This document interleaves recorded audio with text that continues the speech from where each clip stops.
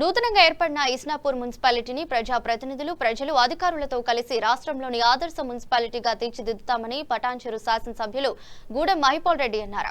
సోమవారం ఇస్నాపూర్ మున్సిపల్ పరిధిలోని లక్కడారం వార్డు కార్యాలయంలో మున్సిపల్ చైర్మన్ సుమలత అధ్యక్షతన ఏర్పాటు చేసిన పురపాలిక తొలి పాలకవర్గ సమావేశానికి ఎమ్మెల్సీ అంజిరెడ్డితో కలిసి ఎమ్మెల్యే జీఎంఆర్ ముఖ్య అతిథిగా హాజరయ్యారు.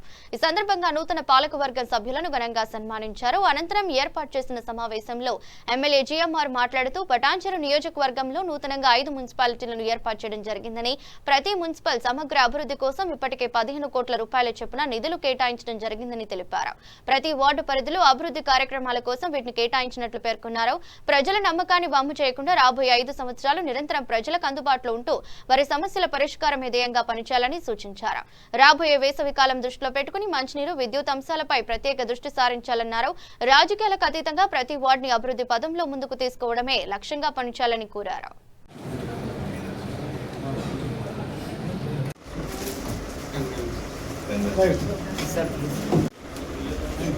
सर आप बोला वो क्या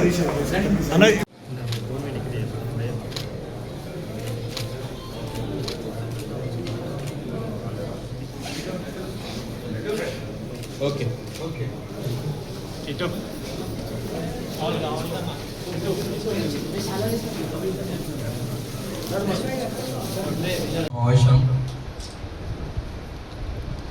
గెలిచిన కౌన్సిలర్స్ అందరికీ పేరు పేరున నమస్కారం తెలియజేస్తూ మీడియా మిత్రులందరికీ నమస్కారం.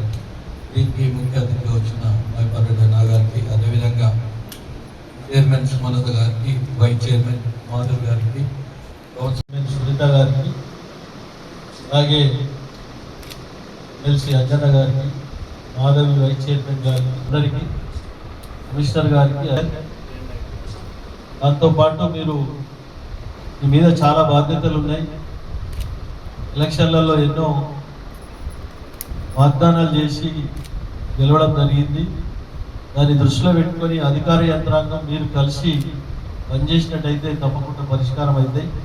ఇప్పుడు 5 మున్సిపాలిటీలలో ఎక్కువ బడ్జెట్ ఉన్నది, 13 కోట్లు ఉన్న బడ్జెట్ ఉన్న మున్సిపాలిటీ ఏదంటే ఇస్నాపూర్.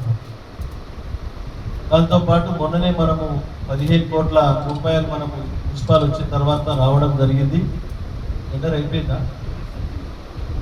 డేట్ ఇస్తాం, మీరు అందరి ఒకసారి లిస్ట్ అంతా కమిషనర్ గారి దగ్గర ఉంది, గ్రామాల వారీగా వాటిని చెక్ చేసుకోండి. డేట్ ఇస్తాను, ఆ డేట్ అన్ని ఇనాగ్రేషన్ చేసి